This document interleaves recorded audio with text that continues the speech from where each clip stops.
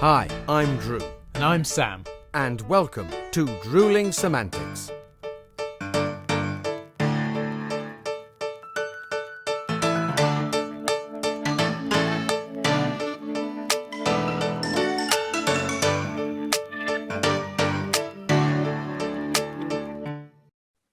Hey, buddy! Hello, matey. You're looking remarkably fresh and youthful and unhungover. Mate, honestly, so there we go, straight in with it. Hey, ladies and gentlemen watching, I went out for a couple of beers yesterday evening to celebrate my good friend getting engaged. Congratulations to my mate Ryan. But it's all right, Drew. I didn't have that many, and it doesn't matter because hair of the dog. Away we go. Glad you said that because there we are. Cheers, buddy. There we are. So cheers, everyone at home. Thanks for joining us again.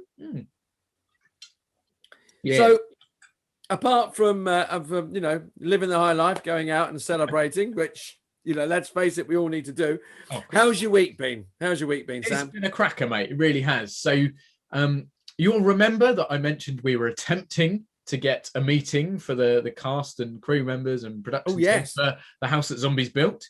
And then I said we'd finally agreed a date, so I was looking forward to that. Well, this week, the date happened. We did the meeting. Finally managed to get everyone together, all the main cast and the production team and a various group of other people that are integral to the film. And it was incredible. Really lovely to see some faces that I've worked with before and catch up with people and meet new people who I'm going to be working alongside or working with. It was really great. Some real kind of positivity and some we did some character development and various other things. So nice. Had a really, really great meeting for that, and also had great news from the production team because they've told us that the Indiegogo, the funding campaign that they've got going for the film, is approaching its total. Amazing stuff. So and seeing as I've got a platform, I'm going to use it. So anyone out there who would like to support indie film, particularly the horror genre, please do go on to Indiegogo, and all you have to do is search for Zombie. And I think we're the first result, the film The House That Zombies Built. And please give anything you can to help us out so we can create an amazing film. But anyway, enough of my advertising side of things. I've had a great week, and that was just one of the highlights. But what about you, buddy? Mixed and varied week. I had a couple of in-person auditions, not a self-tape or a Zoom, actually in the room, audition room. Yeah, it was a very strange. I had a casting for a recall, actually done a self-tape, and the first one was a recall. It was very odd going into that. Was the first time. This in a room, real. They're not on a screen. What's going on? And it's the whole sort of protocol and the how to do it again. It's like, oh, this is all very, very odd, and they were all sort of, they were saying, right, we're masked, and we did the elbow kind of greeting, but it was sort of like, okay, now we're back to auditioning as we used to, and that was very strange, which is good because on the next day I had a workshop audition. Oh wow! So that was I think it was 16, 17 of us in the room for the first part of the day, and we were sort of like, and it's basically improvising but at a social distance. So, but they were great. It just goes to show you can have the auditions running. You can, they were in a building, luckily that one half the wall was big French windows. They just opened them all up, were well ventilated. But it was a whole sort of etiquette of audition again. It was lovely to do, but quite unusual. Yeah. But yeah, and apart from that, this week I've been doing some bookkeeping and accounting. Job applications. I've had just loads of little bits of odd jobs with doing different things, because I've had some time to be able to pick up and this bit here and that bit there, and so different things to do. You've been embracing your versatility, have you? Well, that's one way of putting it. Yeah. Yeah. No, I have. Yeah, I have it. Yeah, it's yeah. Just occasionally, you have to do everything as we said in the past. And yeah, I've actually enjoyed being able to do lots of different bits and pieces. What they say, the jack of all trades, And master of none. Well, I wasn't necessarily going to say that, but that's. I mean, I added that bit because. Do you know the full phrase of that?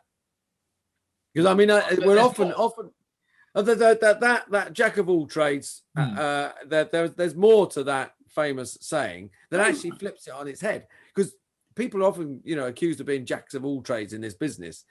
Oh, he does a bit of that, does a bit of that. Jack of all trades, master of none. But actually, and I only know this because you sent me in the direction of a website to look it up on.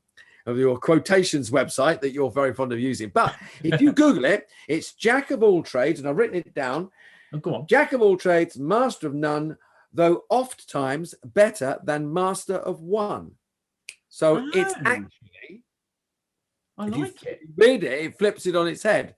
Yeah. So actually, it's not a bad thing to be a jack of all trades. I like that a lot, mate. That's really quite cool. Yeah. Oh, thank you for that. And I tell you what, it's bloody appropriate, isn't it? For this week, because here he goes, master of the Segway. Yeah, jack of all trades, master of Segway. No, but we do have an amazing guest joining us today. Yes, we do. Who is certainly incredibly versatile and turns her hand to many different areas in the industry, some that are obvious and some that are completely sort of very different, and sort of connected loosely rather than sort of directly. So yeah, very excited to meet a good friend of yours, in fact. Yeah, I've known her many years. We've worked together in the same sphere that you and I met. Amy and I have worked in, we've done lots of dinner theatre together, interactive theatre. So yeah, and she is, as you say, very many faceted, very talented, incredible energy, but she has sides to her that some sides to her I've only just learned recently myself, but they all add to a beautifully rounded and very talented lady. So yes, and the lovely Amy Forrest. Actually, mate, I've just popped up. She's in the waiting room for the call, so I shall click the button and then she can join us. Lovely. Here we go. Let's meet the lovely Amy, and excellent. Here she is. It is my absolute pleasure and delight to have a lovely friend of mine, beautiful, wonderful, multifaceted actor, Amy Forrest. Good morning, hello. Amy. Hello, lovely. How you doing? Hello. Hey. Lovely to be here. Sam, meet Amy. Amy, meet Sam. I'm doing strange things with my hands because that's where you are on the screen.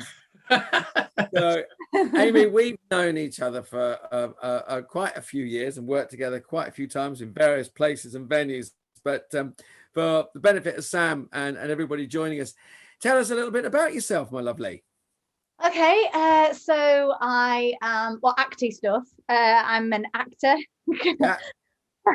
I'm originally from Yorkshire, Keighley in West Yorkshire. I grew up in the Lake District. I'm now living in London, in Ealing. Just round the corner from me. Just round the corner. Yeah. I know. Poor you that he is that close to you. I've managed to push him off and hide him behind a Zoom window for months. So yeah, you're just over there, Drew. I can just give you a wave. There we are. Yeah. Yeah. So yeah, that's me. So yeah, I've been acting for now professionally since 2012, I'd say, properly. Properly, because you didn't have the normal. I say the normal. There are no normal ways into this business, as Sam and I have discussed. But you really slogged to get where you are, and I mean that as a compliment. That's a compliment. What a lot of bloody hard work you've put into getting to where you are, and all the success you've had so far is so well deserved. I mean, what was that journey, your journey through? Oh God, I was like, please let me in. No, oh God, I just didn't stop trying. I didn't know how to get into the industry. First and foremost, growing up in Kendal in the Lake District, acting was not something that people did. So no one in my family did it. So I belonged to the Brewery Youth Theatre, taught by Trish, who's actually, do you remember PJ and Duncan from Ant and Deck? Yeah. She was PJ's mum. Ah, In that, I know, right? amazing. She's now retired and lovely lady, amazing Trish.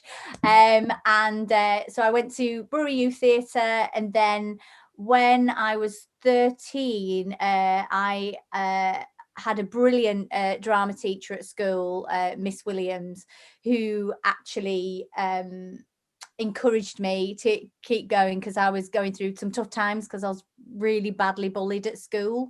And she gave me a little card with a little happy and smiley face masks on it, in it, you know, badge thing. I've still got it. Just saying, you know, don't give up, you know. So my parents actually said, oh, on Christmas morning that Santa had been, and Santa had put a special little envelope underneath the dresser, and I opened it, and it was from Stagecoach, and it said, with lovely Anne-Marie in Lancaster was the first one I went to, and it just says, we'll look forward to welcoming you in January. And I just remember crying my eyes out, because I was like, I'm so lucky to get to act, sing and dance every single Saturday. That's like an absolute dream. And I was so proud to be a, you know, part of Stagecoach and the uniform and everything. Because I come from a working class family, and it just wasn't something that, you know, was accessible to me, really. And even Stagecoach was expensive for my parents. So yeah, so that's how I started, and then I went to college, did a BTEC in Performing Arts at Kendal College. Big up Kendal College, because they always say big us up, Kendal College. We'd normally say other colleges are available, but in this case, no, you crack on, you promote. Kendal We're good College. with that. Kendal College, yeah. They were fabulous. And Meryl Sheen was my teacher there, and Andrew Allen was fab. And anyway, so I went there, and then I went to a Performing Arts academy for a year, and everybody went off to drama schools. And my dad said to me, Amy, we can't afford to send you. They were going to RADA and LAMDA and Mount View and all them arts ed, and we can't afford to send you. So give it 5 years. And if you don't make it in 5 years, whatever making it is, in my head, it was getting your first paycheck. Yeah. That's what it means. If you get your first paycheck, you're a trade. I'd see it as a trade. You've got that's your success.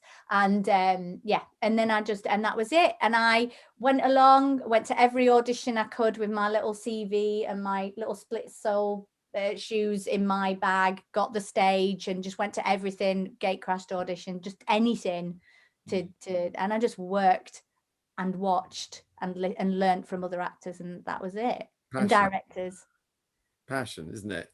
Yeah. Passion. Yeah. Passion. Yeah. I know how, you know, I mean, you've had wonderful success recently, and we'll talk a little bit more about that. And I say every moment that success has been grafted, and I say I use that as a compliment. All work for, but I mean, there came a time for all of us, and out of the uninvited guest, as Sam and I have called the pandemic, out of that came a lot of stuff for a lot of people, but it also stopped us dead in our tracks. How did you cope with lockdown? But what were you doing when it suddenly locked us all out, and how did you cope with it? Okay, so I was in my 4th week of rehearsals for Manor at the National, and which has now been re-announced, because it will be back on. Yay, good stuff. Yay. But anyway, 4th week of rehearsals, and we found out apparently they were going to lock down London, but one of the cast members said, and I was like, yeah, but we'll still be rehearsing, right? No.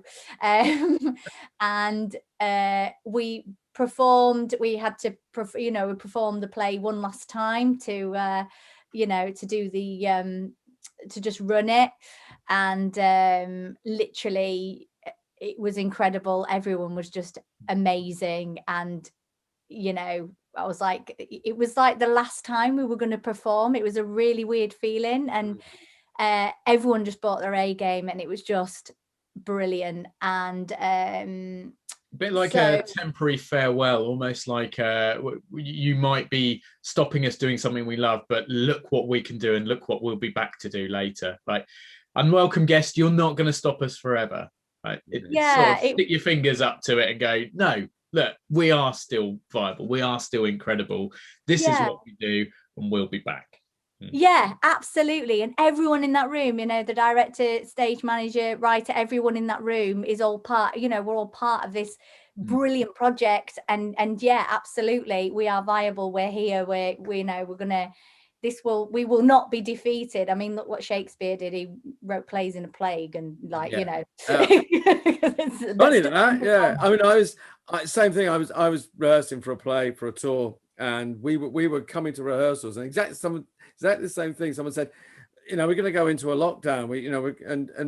We were sitting in the afternoon rehearsing, and said, what are we doing this for? And there's, just as you said, Amy, that the director said, this is what we do. This is what we do. We do it until we're told to stop.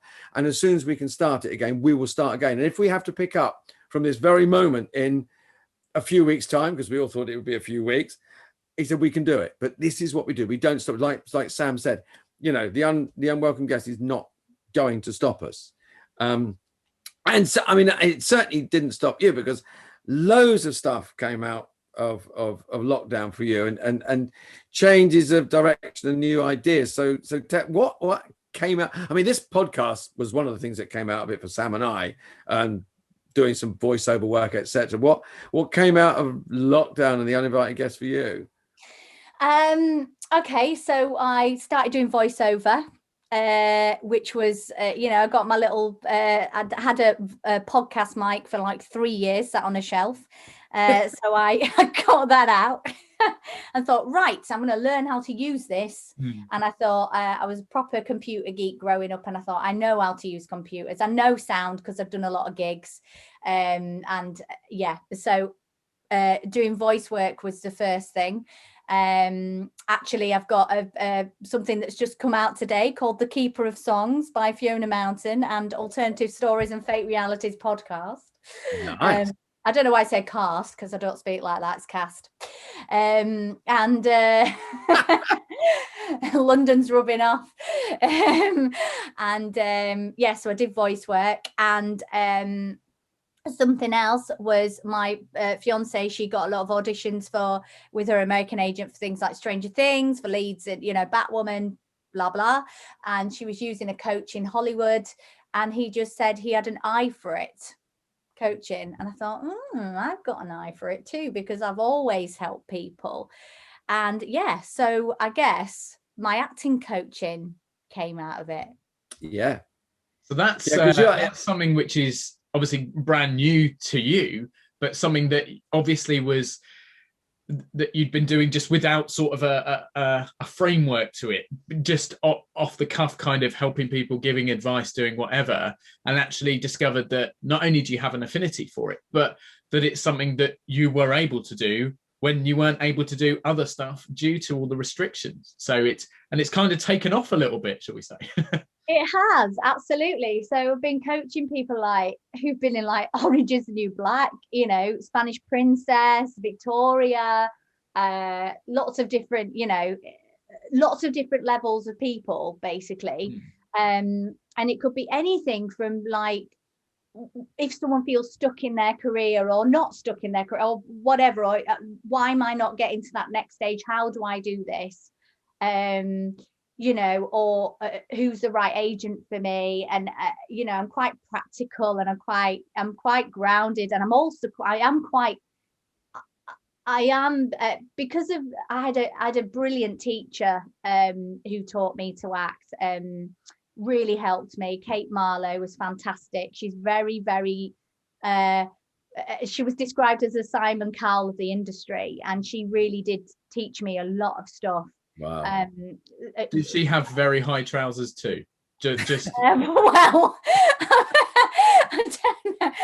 Maybe. Okay. But, she's fantastic, and I've learned a lot from her. And I can see where, you know, because people do tapes and things like that, and they don't understand if they're crying their eyes out and they're like, why didn't I get that job? Or, you know, there's lots of reasons why, but then I can also see why, you know, the tape, people be like, oh, that's fantastic, and then I'll watch it and I'll be like, it's, you know, the reason is because of you didn't put the levels in, you didn't, there's so much more you could have done with that, it was on a bit of a one note, or, you know, and I can kind of, yeah, I'm quite good at helping people get to where they want to be, whether it be as an actor in their career, or in a scene, I guess. So there's an enormous practicality and that takes a lot of generosity of spirit as well, but I suppose that comes about because you've had that long journey, you've had people to help you on the way, and we all have as well, and it is nice. It's I mean, I don't know what you take away from those coaching sessions, but I've done a little bit of coaching and teaching and directing in the past. It always gives me tremendous energy. I walk away with tremendous energy, and you always learn from other people, don't you? Massively. You know, yeah, you absolutely do. And yeah, it really is. It's funny actually, because somebody said to me, how do you coach and be an actor? Watch a tape that you've done. And I said, well, I don't see myself as that person. I see that as an actress. I'm like, what's she doing right there? What's she doing wrong there? And I've always been able to separate the two. So I can separate myself as, you know, an actor and a coach, or like, you know, me watching myself as an actress, and then me, you know, I'm able to separate the two, which is why I can do it really. But I also have empathy as well, and know how flipping hard it is. Yeah. It is hard. It's not an easy. It is hard. It is hard. It's not easy. You've got to be 130% in it. Yeah. Otherwise. No. You're out. Yeah. There we go. And Drew, you used a fantastic word, and you'll never guess what. I've spotted a segue, mate. Are you ready for this? You're gonna love it. Oh God, Sam loves a segue. He loves a segue. You used the phrase generosity of spirit, and I'm going to shorten that down to just the word generosity, and shoehorn in the fact that the lovely Amy is giving away a coaching session for our next competition. How about that for a segue, Drew? Boom. How was that? So yes, so unbelievable generosity. Thank you so much, Amy. So just to explain, obviously we do fairly regular competitions, and they sort of jump between ones that are perhaps aimed at people in the industry, or those that are very sort of generic and any listeners. This one potentially is much more for people in the industry because it is industry coaching. It's more aimed at performers. However, there's nothing to say that there aren't people out there who are not in the industry but have always wanted to give it a go. And absolutely, this is not just aimed at people that are already doing it. You could well come into this with no knowledge whatsoever, and Amy will get you out there and you'll be in Hollywood within half an hour. It's great. Although I've been, oh no, that you told me not to say that, didn't you? Sorry. Yeah. Either way, Amy's very kindly giving away a half-hour coaching session, and all you have to do, Drew, are you ready? Get the requirements ready. So we should be able to ping them up on screen for YouTube watchers and for listeners, just listening carefully. But it's really, really simple. So obviously we're on social media, as is Amy, and social media is your way into this competition, as it is with most of our competitions. All you have to do is give us a follow on social media if you aren't already, Drewling Samantics. Give Amy a follow on social media as well, Amy Forrest, very easy to find. And then like the picture of the three of us that has been released with this episode, give it a like, give it a share if you want to, great stuff. And all we'll do is we'll compile all those names that have liked both our profiles, our social media pages, and the post. We'll pop them all into whatever crazy scheme Drew comes up with for drawing names out of a hat this time. And if you're tuning in and you haven't seen our last competition draw, you've got to do it, because Drew found a surreal website. I'm sorry, I just happen to think it was genius, and I will not back off from searching out more. No, well, you've set yourself quite a target, Drew. So we'll have a look. I thought I set the bar quite low, but there you go. Well, I mean, the bar was low for me, but for you, it's probably quite high, mate. Anyway, enough about how small you are. Back to you, Amy. So yes, thank you so much for that amazing prize.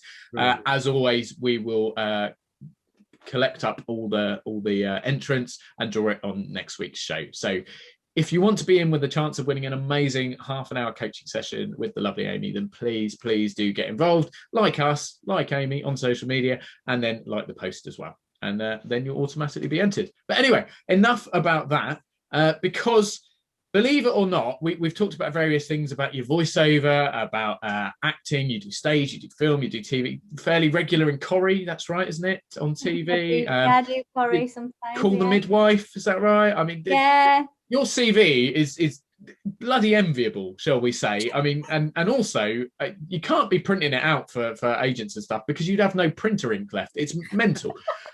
But as well as all that and all the many strings to your bow, actually something that you're incredibly passionate and incredibly involved in is something that perhaps does not get the publicity that a lot of areas of the industry do. So do you want to talk to us, tell everyone at home, all our viewers and listeners, about probably the two big areas that you're particularly involved in that are so incredibly important to the industry, but perhaps don't get the same exposure as other things? Yeah, so I'm a disability advocate and an LGBTQ plus advocate as well.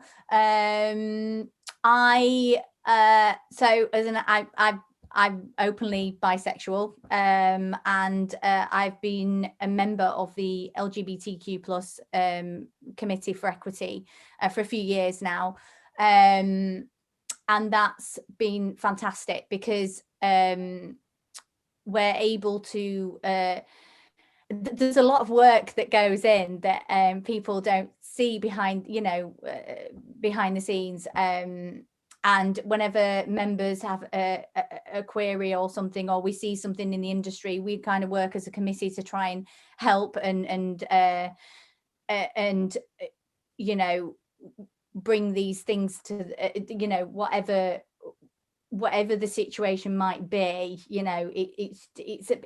It's all about representation, and it's about trying to make the industry aware of these of situations that might crop up that might not necessarily, if you're not identifying as LGBTQ plus, you might not necessarily realize or something. And so we work very close with various organizations to bring these to the forefront, and there's a lot of work being done right now, which is fantastic. It's very much an awareness thing, isn't it? Like very much an awareness thing. Like, so yeah, this isn't something new. It's just that there's so much going on now to make it a lot more mainstream and a lot more obvious to people, and that acceptance and the equality behind it, and just really bringing it to the forefront. I also think, sorry, Amy, I also think, because I mean, I'm a member of Equity for over 30 odd years now, and it lost its way a little bit at one point, and people lost their faith in equity, and it became a little bit of a damp squib. But I think because of work that the sort of work that you're doing, Amy, and all the other committees now, I mean, it's not just, there are branches of the theatre that were, a profession that weren't represented before, variety artists, street performers, voiceover artists, although suddenly everybody has a voice.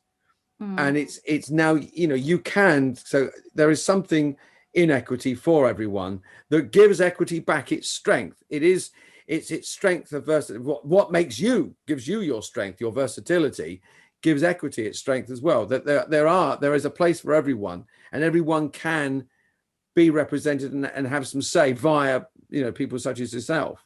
So we are basically the voice for the members, really. And we are doing behind the scenes, trying to create this awareness, and within our industry, authenticity, casting, things like that, with everything, really. I mean, it's the same with disability as well. I'm a member of DANC, which is the Disabled Artists Network and Community, which is run by Cheryl Lee Houston and Melissa Johns. I identify as an actor with a disability because I'm actually visually impaired. I have a fantastic condition called Coloboma, which there's different, just like with any disability, there's different strains of different things, and I've got all of it basically with mine. So Don't I've do got, things by halves. Clearly, if you're going to do something, exactly. go all out.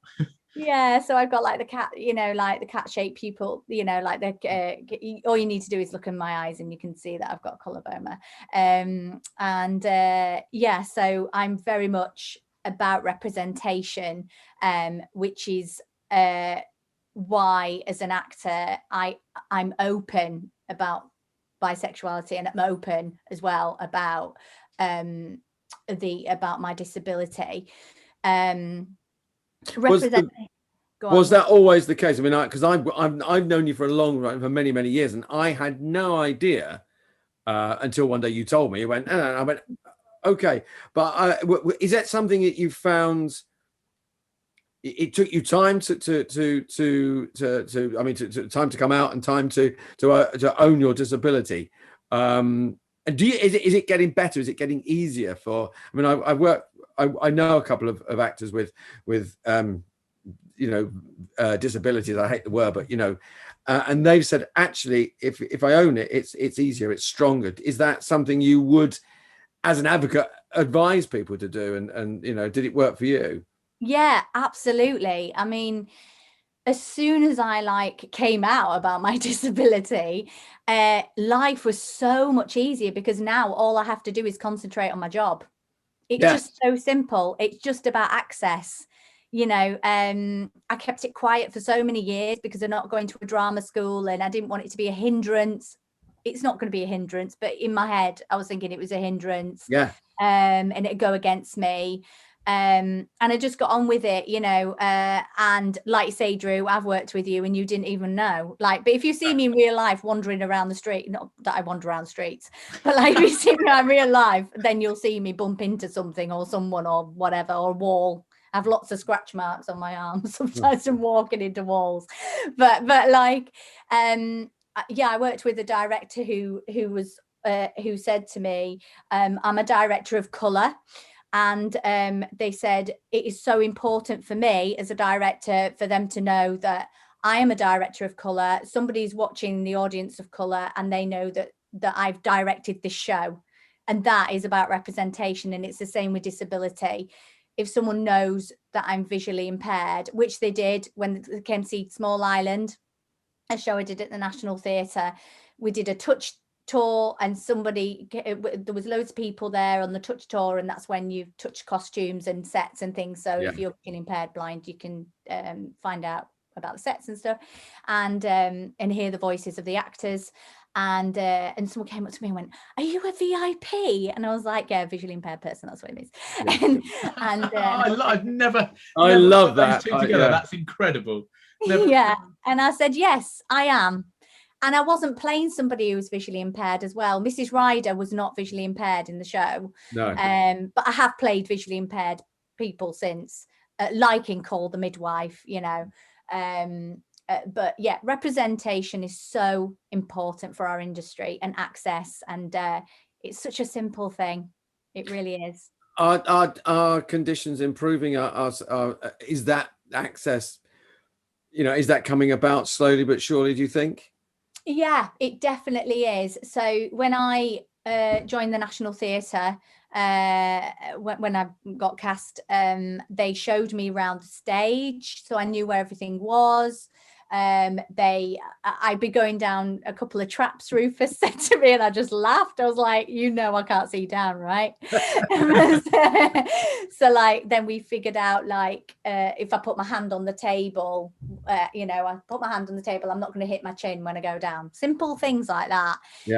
Being helped around the back of the rat room by a crew member because it's pitch black, and with my eye condition I can't see in the dark. So just little things like that. You find out the access, put a bit of tape on something to make sure something's the right way round, or have if you've got different access, you might need a break, you might need a rest break, you might have a bit of brain fog, it could be, there's lots of different ways we can have access for people with disabilities, and it's quite a simple thing.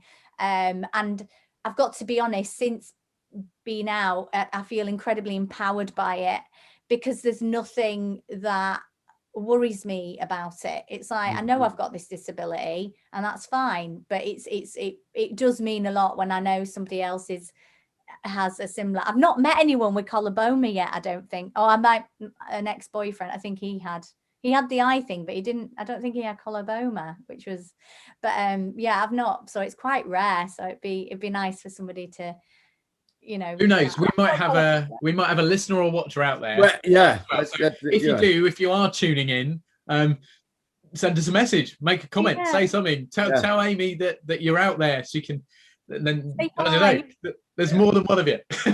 Yeah, exactly. But yeah, representation and authenticity is so important, I think. I mean, on that as well, I mean, your your advocacy for LGBTQ and disability, but another thing is, because I know for you, you know, I mean, I didn't get to see Small Island. I was gutted because I was working and I wanted to see you in it.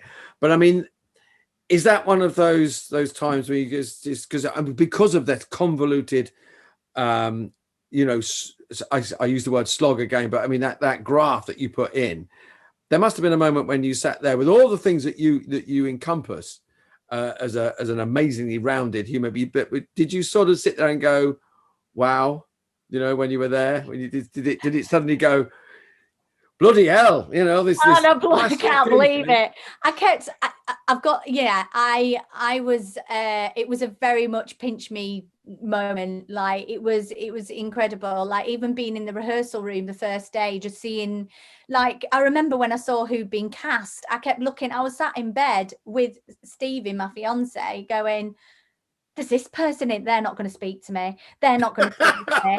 They're not going to speak to me. These are all famous people. But oh God, was I wrong? Was I so wrong? Everyone's just so lovely.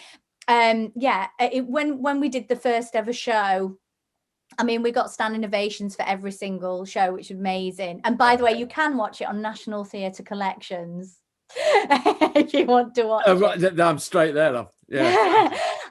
When we did the first show, standing ovation, and I just remember being stood there on the Olivier, like looking at this audience. Massive name drop, well deserved. Keep going. It was, and I just couldn't.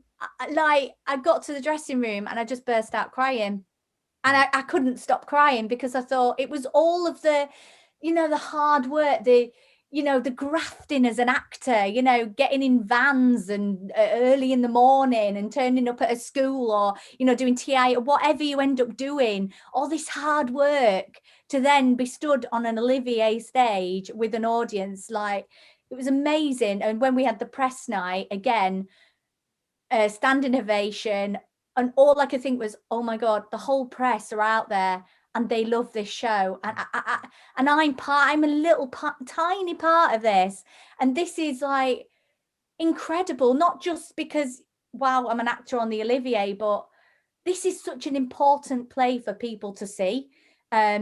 Small Island. You are allowed to feel proud of yourself. That, you know, I mean, and I am. You know, no, I am. We are allowed to pat ourselves on the back, and I mean, after everything, you know, the journey you've had. You know, I just think, yeah, good on you. I mean, I had a similar one. I did.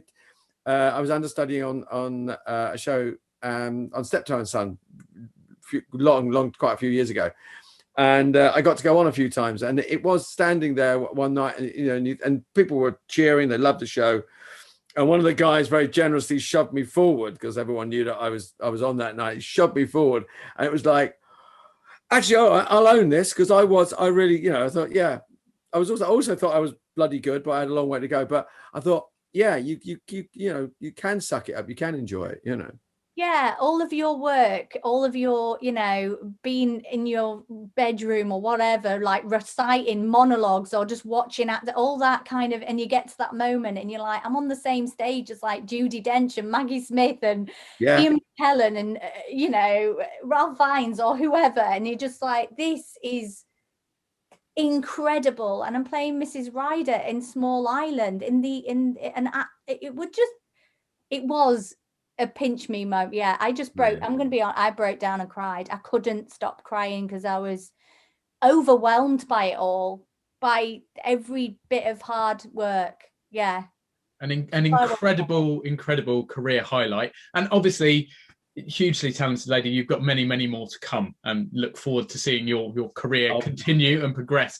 Speaking of highlights, or we'll throw lowlights in there. So Drew and I, I know where you're going. Here we go. I know where you're going. I'm doing well.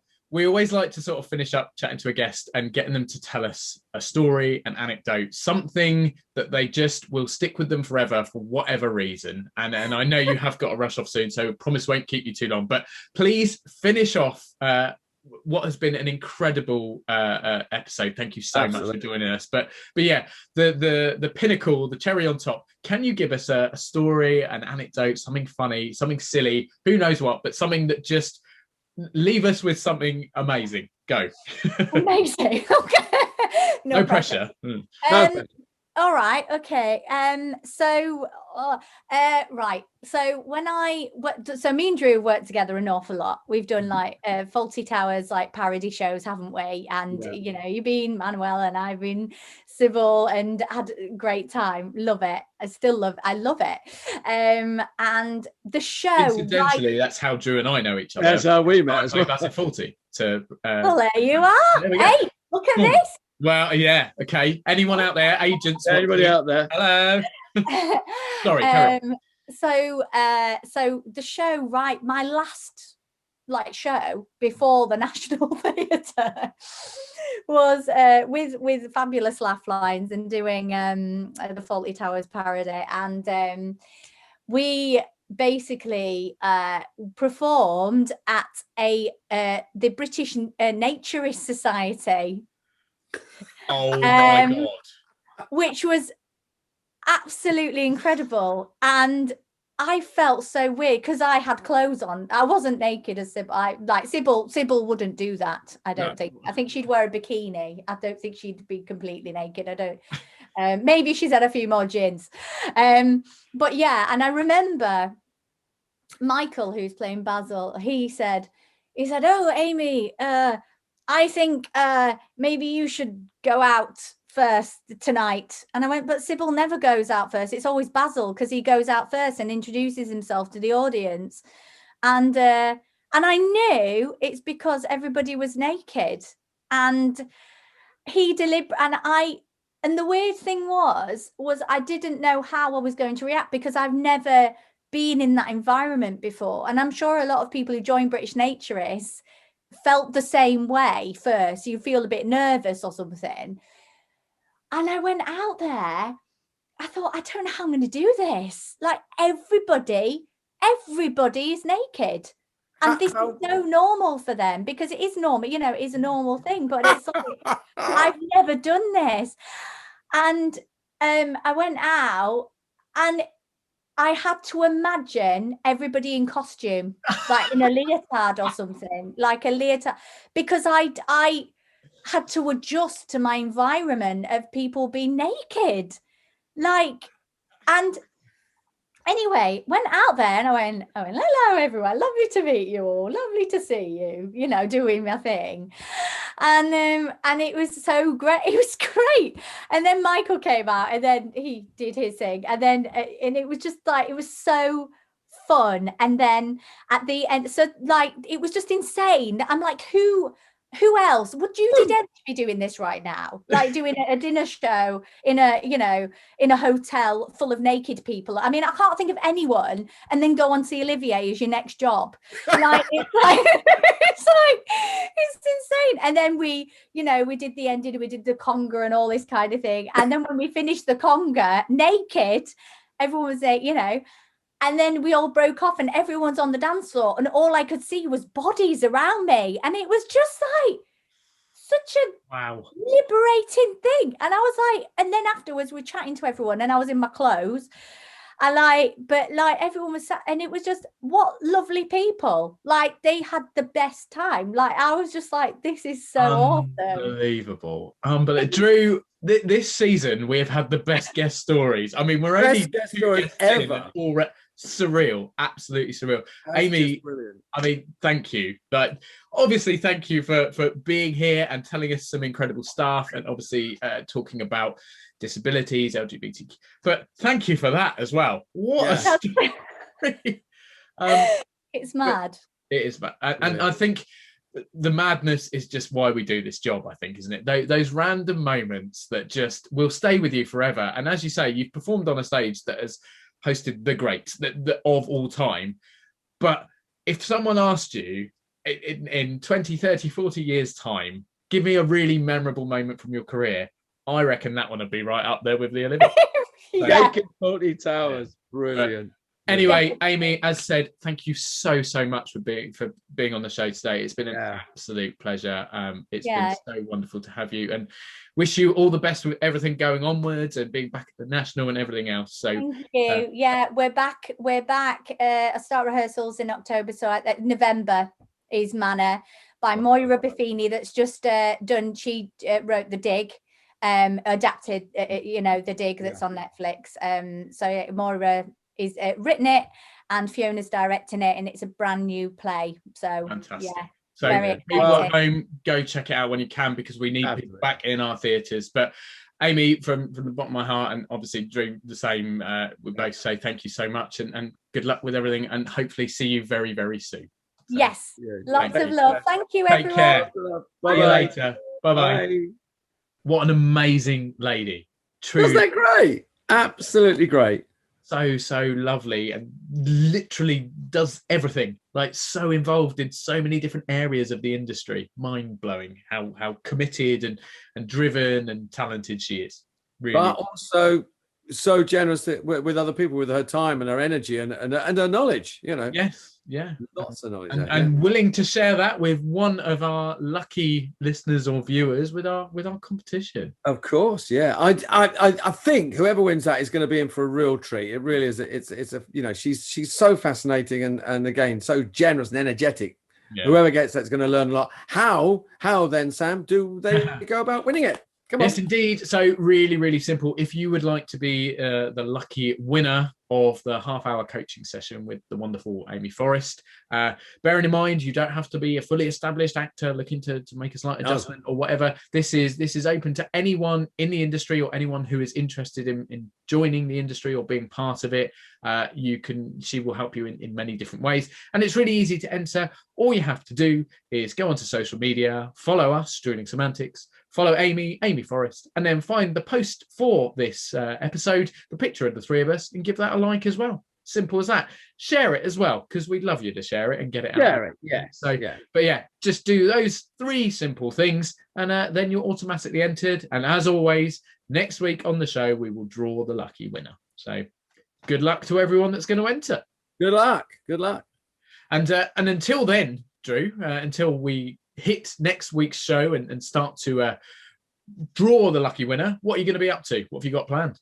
I've got some reading to do this week. I've been asked to do a rehearsed reading of a new play. That's in a few weeks' time. So I've got a big chunky script to read. And I've got fingers crossed, because we're trying, like you did with House of Zombies, we're trying to set up some Zoom meetings for the film I'm doing later in August. So hopefully we'll be doing some Zoom meetings. What about yourself? I was just going to say, mate, good luck with that. It's a nightmare trying to get everyone in the same place at the same time, even when you don't actually have to physically be in the same place. Madness. But yeah, for me, a quieter week on the sort of going out and doing things like performances or whatever, but I'm going to be focusing a huge amount of my energy into some editing. So I want to sort of the final bits of editing the audiobook before I send it over to the author for approval. So that's where I'm going to be spending a lot of my time sat in the studio and making sure that's all. That's busy enough. Oh, mate. Absolutely. But I'm looking forward to it. It'll be a fun week, and most of all, mate, looking forward to being back with you next week. How lovely of you. Right. Well, until then, matey. Cheers. Cheers to you, buddy. Thank you, everyone at home listening, watching. Make sure you follow, subscribe, and all that jazz. All the details coming up in a minute if you haven't already. But we'll catch all of you next week. Thanks very much. See you then. See you then.